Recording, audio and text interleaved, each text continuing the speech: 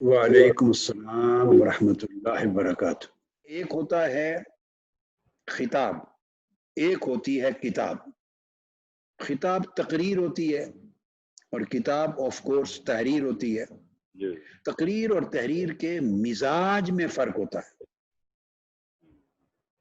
تقریر میں اور خطاب میں انسان تکرار کرتا ہے بات کا۔ یا آقا علیہ الصلوۃ والسلام کی سنت ہے کہ ایک بار لوگوں کے ذہن نشین کروانے کے لیے بعض اوقات 3 بار دہراتے۔ تو خطاب میں یا تقریر میں آدمی 2 کام کرتا ہے۔ ایک تو ایک بات کو دہراتا بھی ہے، الفاظ بدل کے، جملے بدل کر، تاکہ مختلف زاویوں سے یا مختلف طریقوں سے سامعین کے ذہن نشین ہو جائے بات۔ اب یہ جو دہرانا ہے یا تکرار، یہ کتاب یا تحریر کا حصہ نہیں ہوتا، اس میں یہ ناجائز ہوتا ہے۔ خطاب میں نہ صرف جائز بلکہ واجب ہوتا ہے، اگر وہ غیر ضروری تکرار نہ ہو۔ اگر تکرار غیر ضروری نہ ہو، وہ پھر جو خطاب کرنے والا وہ خود تعین کرتا ہے سامعین کو سامنے رکھ کر کہ کس چیز کا تکرار ضروری ہے، کس کا غیر ضروری ہے، ورنہ غیر ضروری تکرار بھی اس کو معیار سے گرا دیتا ہے۔ لیکن ان اینی کیس جب تحریر میں چیز منتقل کرتے ہیں، آپ ایڈٹ کرتے ہیں، تو اس میں تو تکرار ناجائز ہو جاتا ہے، کہیں حرام کے درجے میں، کہیں مکروہ کے درجے میں۔ تکرار سے تحریر کا اور کتاب کا حسن خراب ہو جاتا ہے۔ ایک تو آپ نے اس تکرار کو حذف کرنا ہے۔ یہاں ایک امتحان ہوتا ہے مرتب کا۔ تو میں آپ کو ترتیب و تدوین کے کچھ اصول اور قواعد کا ایک درس دے رہا ہوں، آپ یوں سمجھ لیں، آپ کو بینیفٹ ہو جائے گا، اس لیے لکھ لیں۔ یہاں مرتب کا ایک امتحان ہوتا ہے، اور وہ امتحان یہ ہوتا ہے کہ تکرار کو تو حذف کیا، مگر جب تکرار کرتا ہے مکرر یا استاد یا مفسر یا محدث، جب خطاب کر رہا ہے تو جب تکرار کرتا ہے، عام خطیبوں اور واعظوں کا میٹر نہیں کرتا، وہ تکرار بلا تکرار، وہ اسلوب الگ ہوتا ہے ان کا اپنا۔ تو جب وہ حذف کرتا ہے اس کو، تکرار کو ختم کرتا ہے، تو اس کا امتحان یہ ہوتا ہے کہ حذف کرتے ہوئے وہ غور کرے کہ اس نے تکرار کیوں کیا تھا۔ تکرار کرنا 2 مقاصد کے لیے ہوتا ہے، یاد رکھ لیں۔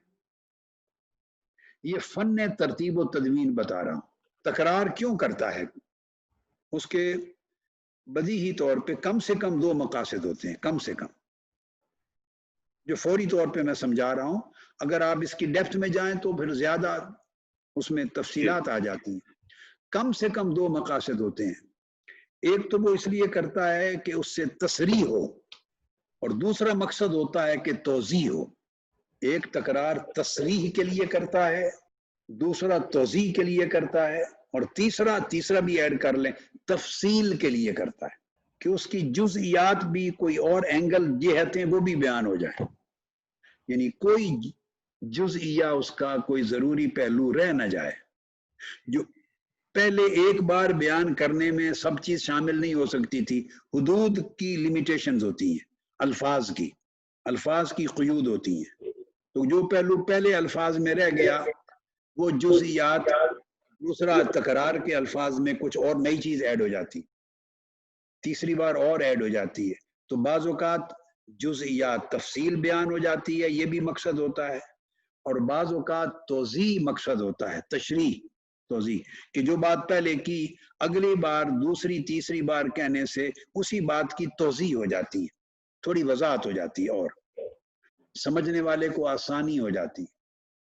اور تیسرا، اگر ایک بار کہنے سے کوئی ابہام رہ گیا تھا اور اشکال رہ گیا تھا، اجمال رہ گیا تھا، تو وہ اس کی تصریح کر دیتا ہے، بالکل کیٹیگرائز کر دیتا ہے۔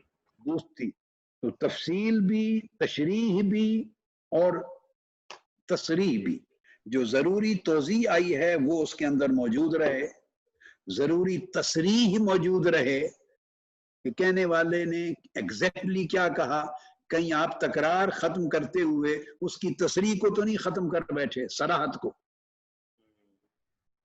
تو جب صراحت کو ختم کر بیٹھیں گے تو پڑھنے والا جب پڑھے گا تو اس کے ایڈٹ شدہ مسودہ میں یا کتاب میں اس کو اتنی صراحت نہیں ملے گی جو خطاب میں ملی تھی.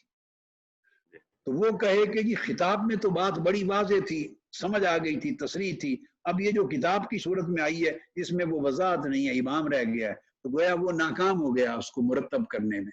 تو مرتب کرنے والے کا لفظ بولا امتحان ہے کہ حذف تکرار بھی ہو مگر حذف تصریح نہ ہو، حذف تکرار ہو مگر حذف تفصیل نہ ہو اور حذف توضیح نہ ہو.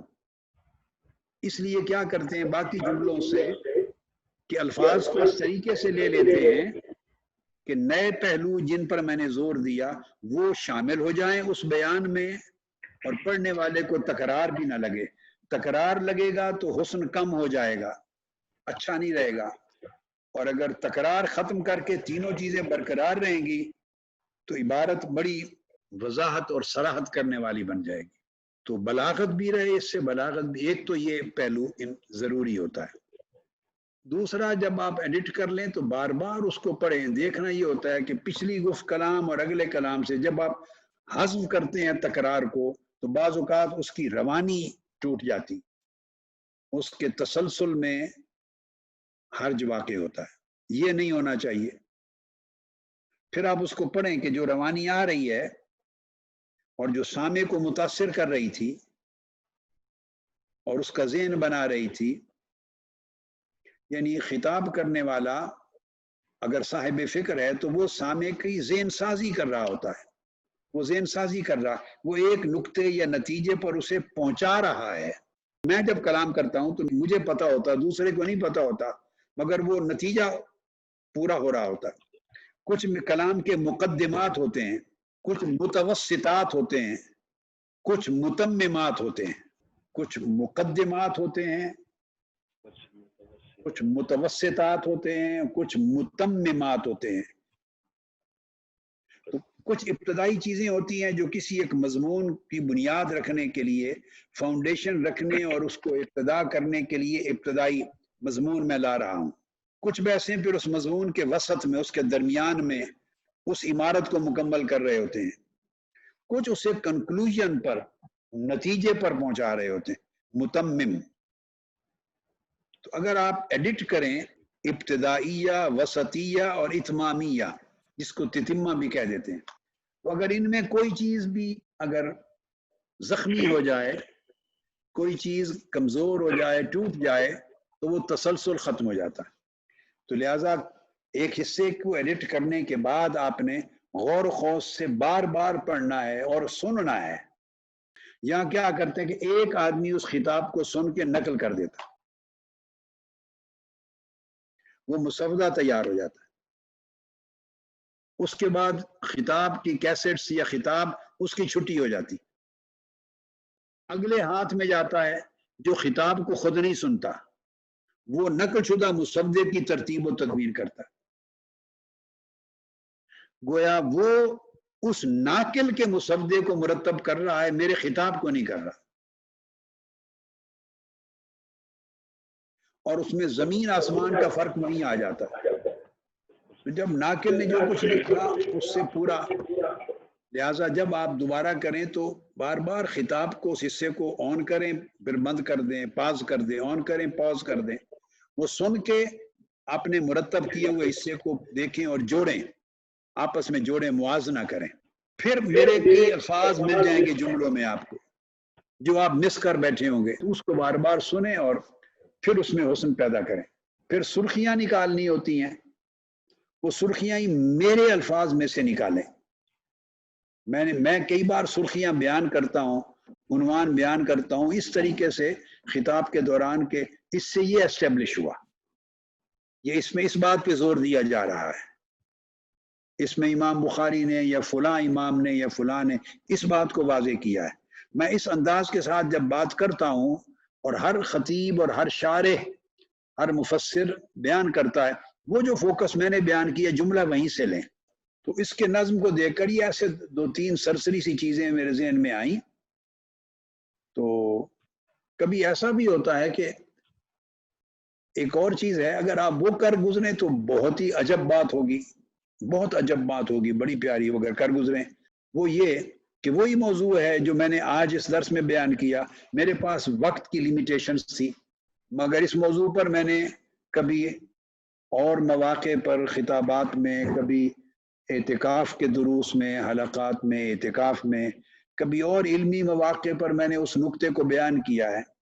اگر وہ جو نقطہ بیان کیا ہے اس کا سیاق و سباق ڈیفرنٹ نہ ہو، ایسا نہ ہو کہ اس کے ڈالنے سے یہ جو روانی آ رہی ہے مضمون کی، اس روانی کا رخ نہ بدل جائے.